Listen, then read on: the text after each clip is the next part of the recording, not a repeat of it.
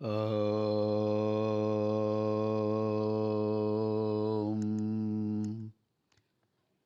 శ్రీ గురుభ్యో నమః. కోటి రామనామజపయజ్ఞ దీక్ష సత్సంగ కార్యక్రమానికి అందరికీ శుభస్వాగతం. ఇవాళ మనం శ్రీమద్ వాల్మీకి రామాయణం అయోధ్యకాండలో 47, 48 సర్గంలోని విశేషాలు తెలుసుకుందాం. ఇది 24వ భాగం. ముందుగా అష్టాక్షరి రామమంత్ర జపం, అనంతరం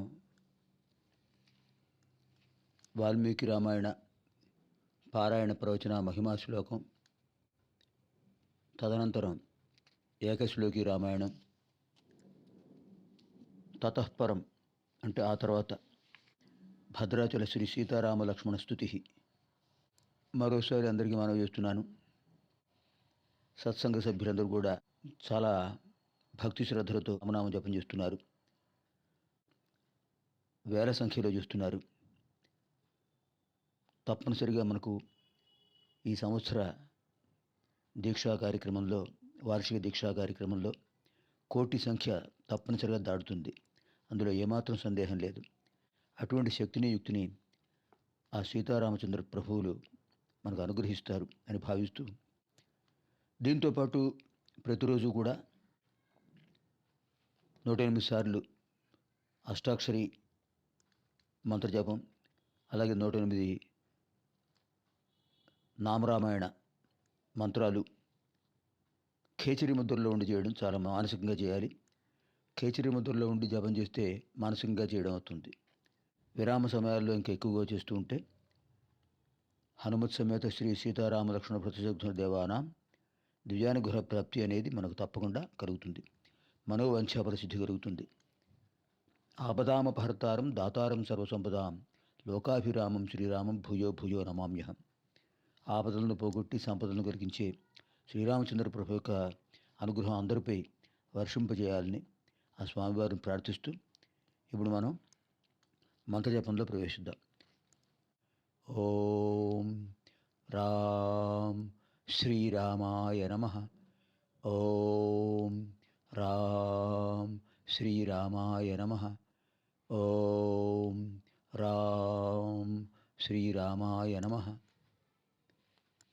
యః కర్ణాంజలి సంపుటైరహరః సమ్యక్ పిబత్యాదరాత్ వాల్మీకేర్వదనారవిందగళితం రామాయణాఖ్యం మధు. జన్మవ్యాధిజరా విపత్తిమరణైరత్యంత సోపద్రవం సంసారం స విహాయ గచ్చతి పుమాన్ విష్ణోః పదం శాశ్వతం. ఆదౌ రామతపోవనానుగమనం హత్వా మృగం కాంచనం వైదేహీహరణం జటాయుమరణం సుగ్రీవ సంభాషణం వాలీనిగ్రహణం సముద్రతరణం లంకాపురీ దాహనం పశ్చాద్రావణ కుంభకర్ణహననం ఏతద్ధి రామాయణం. వామాంకస్థిత జానకీ పరిలసత్ కోదండదండం కరే చక్రం చోర్ధ్వకరేణ బాహుయుగళే శంఖం శరం దక్షిణే బిభ్రాణం జలజాతపత్రనయనం భద్రాద్రిమూర్ధ్ని స్థితం కేయూరాదివిభూషితం రఘుపతిం సౌమిత్రియుక్తం భజే. 47వ సర్గ, 19 శ్లోకాలు. అయోధ్య పౌరులు అరుణోదయానికి పూర్వమే నిద్రలేచారు. రథము కనపడలేదు, సీతారామ లక్ష్మణుడు కనపడలేదు. చాలాసేపు నిరీక్షించారు. చివరికి నిరాశతో అయోధ్య నగరానికి బయలుదేరారు. ప్రభాతాయాం తు శర్వర్యాం పౌరాస్తే రాఘవం వినా శోకోపహత నిశ్చేష్టాః బభూవుర్హతచేతసః. రాత్రి గడిచింది, సూర్యోదయమైంది. పౌరులందరూ కూడా స్నాన సంధ్యావందనాలు పూర్తి చేసుకున్నారు. ఒకవేళ సీతారామ లక్ష్మణులు నదీ తీరంలో ఉన్నారేమో అని చూశారు, కనపడలేదు. రథము కనపడలేదు. మొత్తం గాలించారు ఆ ప్రాంతం అంతా కూడా. చివరకు రథచక్రాల గుర్తులు ఏమైనా దొరుకుతాయేమో అని చూస్తూ అవి కూడా సరిగ్గా కనపడకపోవడం వల్ల దుఃఖితులయ్యారు. శ్రీరామచంద్ర ప్రభు దర్శన భాగ్యానికి దూరం అవడం వల్ల అయోధ్య పౌరుల ముఖాలు విషాదంతో వెలవెలబోతున్నాయి. సున్నితమైన మనసు కలిగిన పౌరులందరూ కూడా దీనులై దిగులు పడుతూ అనుకుంటున్నారు, ఛీ, ఈ పాడు నిద్రమత్తులో పడి శ్రీరామచంద్ర ప్రభువును దర్శించలేకపోయాం. ఇది మన దురదృష్టం. ఆ స్వామి మనల్ని విడిచి ఎలా వెళ్ళారు? నిరంతరము మనల్ని కాపాడుతూ ఉంటారు కదా ఆయన. మనం దిక్కు వెళ్ళి వాడని చేసి ఎలా వెళ్ళారు ఆయన అడవికి? మనం ఇక్కడే ప్రాయోపవేశం చేద్దాం. ఇక్కడ ప్రాయోపవేశం అంటే మనం తెలుసుకోవాలి. ప్రాయ ఉపవేశ. ప్రాయ అంటే అంతవరకు, ఉపవేశ అంటే కూర్చోవటం. ఎంతవరకు కూర్చోవడం? మరణం వచ్చే వరకు. నిద్రాహారాలు మాని అలాగే కూర్చుంటారు. ఆమరణ నిరాహార దీక్ష అంటుంటారు కదా, దానికి సరి అయిన సంస్కృతం ప్రాయోపవేశం. కాకపోతే ప్రాయోపవేశం కేవలం పవిత్ర కార్యాలకే వాడతారు. ఆధ్యాత్మిక శక్తిని పొందడానికి ఉపయోగిస్తారు, మోక్షం పొందడానికి ఉపయోగిస్తారు తప్ప లౌకికమైన విషయాల కోసం, అనవసరమైన విషయాల కోసం ఆమరణ నిరాహార దీక్షలు అంటూ ఎవరు ఆ కాలంలో చేసేవాళ్ళు కాదు. ప్రాయోపవేశం చేద్దాం అనుకున్నారు. లేదా కట్టగట్టుకుని నదిలో దూకేద్దాం. అది కాదు అంటే ఉత్తరాభిముఖమై బయలుదేరదాం. శ్రీరాముడికి దూరంగా మనం ఎందుకు జీవించడం?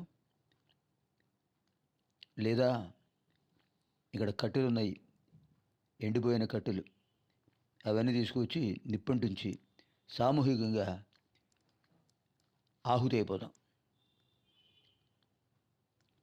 ఎందుకంటే అయోధ్యకు వెళ్ళామనుకోండి, అడుగుతారు అక్కడ వృద్ధులు, మహిళలు, పిల్లలు, ఏరి రాముల వారు, సీతామ్మవారు ఏరి అని అడుగుతారు. ఏం చెప్పాలి? అడవుల్లో విడిచి వచ్చామని చెప్తామా? అయోధ్యలో ఇప్పుడున్న వాళ్ళందరూ కూడా పిల్లలే. బాలబాలికలు, వృద్ధులు,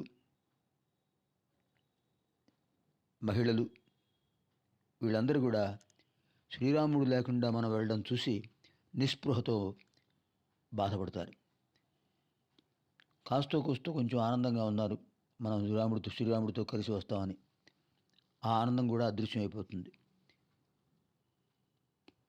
అంచేత మనకు ఒకటే మార్గం, శ్రీరాముడు కనిపించే వరకు మనం ముందుకు సాగాలి.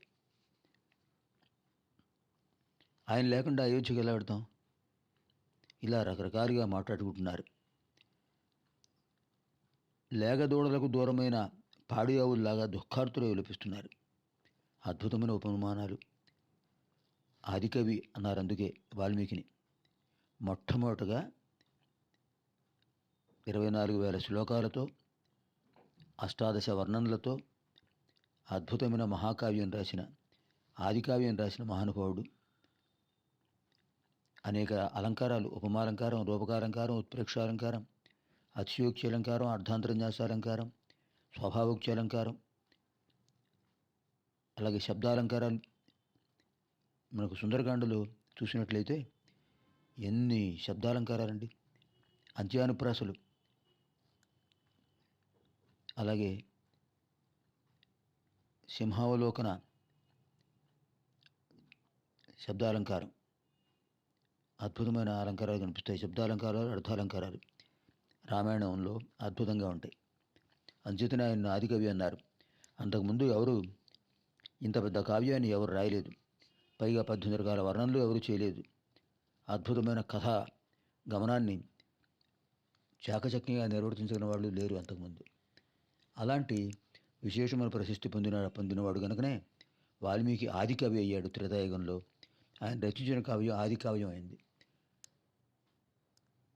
ఆ తర్వాత ఆదికావ్యాన్ని అనుసరించి అనేక కావ్యాలు వచ్చాయి. ముఖ్యంగా వ్యాసుల వారు ద్వాపరయుగంలో వ్యాసుల వారు అద్భుతమైన కావ్యాలను ఆయన మనకు అందించారు.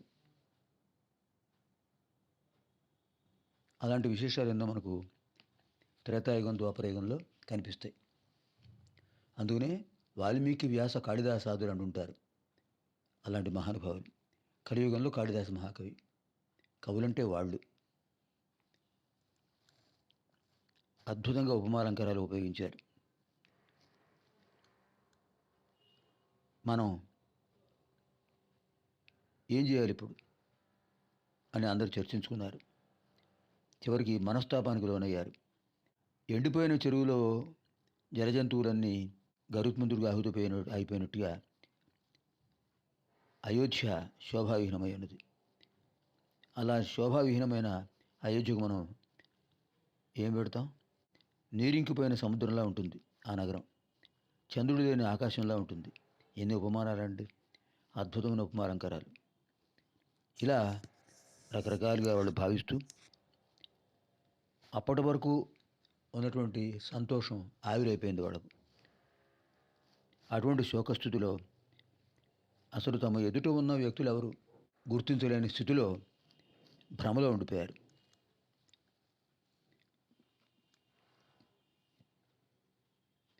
ఇందులో చివరి శ్లోకం 19వ శ్లోకం.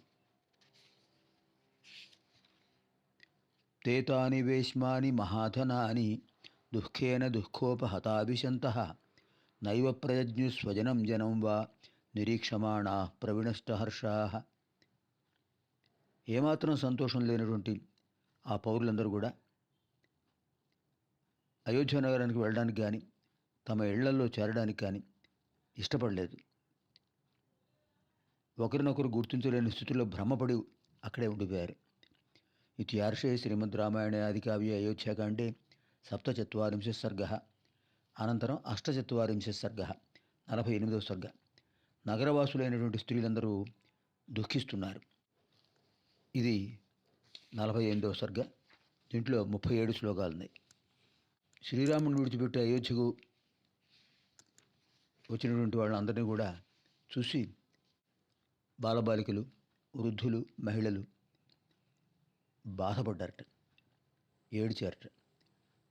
తేషామేవం విషణ్ణానాం పీడితానామతీవ చ బాష్పవిప్లుతనేత్రాణాం సశోకానాం ముమూర్షయా అనుగమ్య నివృత్తానాం రామం నగరవాసినాం ఉద్గతానీవ సత్వాని బభూవురమనస్వినాం. శ్రీరాముడిని అనుసరించి అడవికి వెళ్ళే ఉంటారు మన వాళ్ళందరూ అనుకున్నారు అయోధ్యానగర వాసులు. అయోధ్యానగర్లో ఉన్న మహిళలు, పిల్లలు, వృద్ధులు అందరూ కూడా. చివరకు ఒక్కొక్కళ్ళు అయోధ్యకు రావడం చూశారు. వీళ్ళు ఏమనుకున్నారంటే మొత్తం అరణ్యం అంతా గాలించారు, చుట్టుపక్కల చూశారు, అంతా ఎక్కడా కనపడలేదు. కొంతసేపటికి రథం గుర్తులు కనిపించాయి. ఆ రథం గుర్తులు అయోధ్య వైపు వెళ్ళడం చూశారు. అయితే సుమంత్రుడు అయోధ్య వైపు వెళ్ళాడా, ఆయన మనకు చెప్తాడు కదా అన్ని విషయాలు అని చెప్పి అందరూ ఏకగ్రీవంగా ఒక అభిప్రాయానికి వచ్చి అయోధ్యకు బయలుదేరారు. జీవోత్సవాలుగా ఉన్నారు. కళాకాంతులు లేవు. ఎవరిళ్లకు వాళ్ళు చేరారు. శూన్యంగా ఉంది అయోధ్య నగరం. గృహాలన్నీ శూన్యంగా ఉన్నాయి. నిజంగా ఆ గృహస్థులు ఇంటికి వస్తే సంతోషంగా పలకరించవలసింది పోయి వాళ్ళు బాధపడుతున్నారు. ఏమిటి ఇచ్చారు మీరు? రాముడు ఏడి? సీతమ్మ ఏది? లక్ష్మణస్వామి ఏరి అని అడుగుతున్నారు అందరూ కూడా. ఎక్కడ చూసినా కళాహీనమైనటువంటి వాతావరణమే. ఎవరు నిత్య నైమిత్య కార్యక్రమాలు ఎవ్వరూ చేయట్లేదు. నిత్యకర్మలు ఆగిపోయి, నైమిత్య కర్మలు ఆగిపోయి, అంగళ్ళంటే దుకాణాలు అన్నీ బోసిపోయి ఉన్నాయి. శుభకార్యాలు లేవు, వంట వార్పులు లేవు, వస్తువాహనాలు కనిపించట్లేదు, ఎక్కడున్నాయో తెలియదు, వాటి కోసం వెతకడం లేదు. ఇంట్లో పసిపిల్లాడు పుట్టాడనే ఆనందం పోయింది. శ్రీరాముడు లేకుండా ఇళ్లకు చేరినట్టు భర్తను చూశారు ఈ ఇల్లాళ్ళు అందరూ కూడా.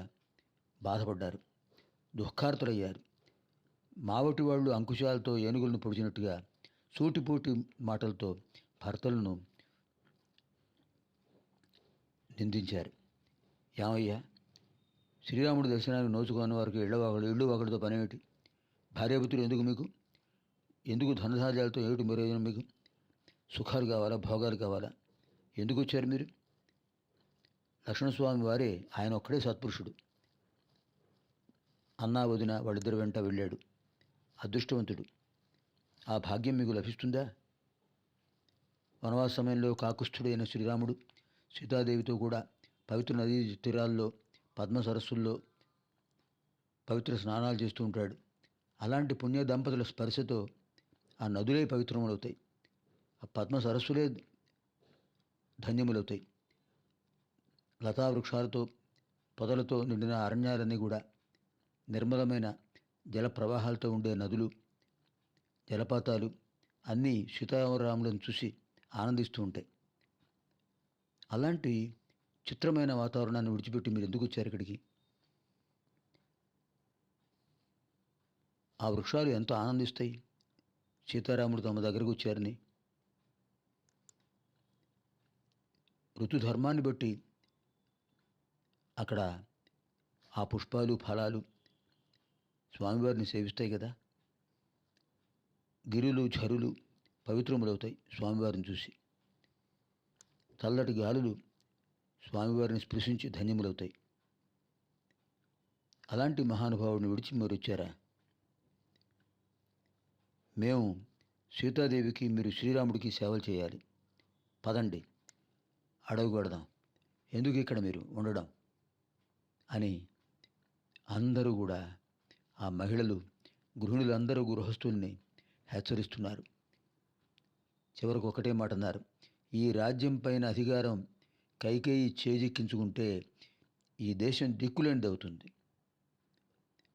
అధర్మం తాండవిస్తుంది, జీవించడం నిరర్థకం, రక్షణ లేని రాజ్యంలో మనకు ఎందుకు ఇక్కడ, మనం మన కుటుంబాలతో పాటు వెళ్ళిపోదాం.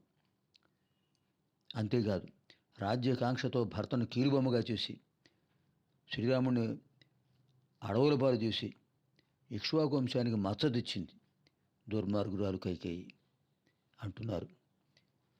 జీవించి ఉన్నంతకాలం ఆవిడ ఎవరికి సంతోషం కలిగించదు, అందరినీ బాధ పెడుతుంది. అంచేత అలాంటి కైకేయి ఉన్నటువంటి రాజ్యంలో మేము ఉండం. పిల్లలపైన ఒట్టు పెట్టుకుని చెప్తున్నాం, కఠినాత్ముడైన కైకేయి అధర్మంగా శ్రీరాముని అడుగు పంపించిందే, అలాంటి దుర్మార్గురాలి పరిపాలనలో ఎవరైనా సుఖపడతారా? ఆమె కారణంగా రాజ్యం అంతా సర్వనాశనం అయిపోతుంది. శ్రీరాముడు వనవాసగతుడైతే దశరథ మహారాజు జీవించి ఉండడం కష్టం. 6వ ప్రాణం దశరథుడికి శ్రీరాముడు. దశరథుడు కూడా మరణిస్తే రాముడు వనవాసానికి వెళ్ళాడు. ఇక్కడ ఉన్న దశరథ మహారాజు పుత్రవియోగంతో మరణిస్తే ఇక్కడ ఉండేవన్నీ కూడా విలాపములు, ఆక్రోశాలు, ఏడుపులు, పెడబొబ్బలు అంతే. ఎందుకయ్యా మీరు వచ్చారు అక్కడి నుంచి రాముని విడిచి? దుర్గతులు వచ్చాయి కదా మీకు, మీ వల్ల మాకు వచ్చాయి. కైకేయి కుట్ర కారణంగా సీతారామలక్ష్మణుడు అడవికి వెళ్ళారు. కసాయివాడికి చేతికి చిక్కిన పశువుల్లాగా మనం భరతుడి పాలపడతాం. మరి భరతుడి పరిపాలన ఎలా ఉంటుందో. పూర్ణచంద్రుడు లాంటి శ్రీరామచంద్రుడు మనల్ని అనుగ్రహించలేదు, అది మన దురదృష్టం. ఆయన ఎక్కడ ఉంటే అదే అద్భుతమైన పుణ్యనగరం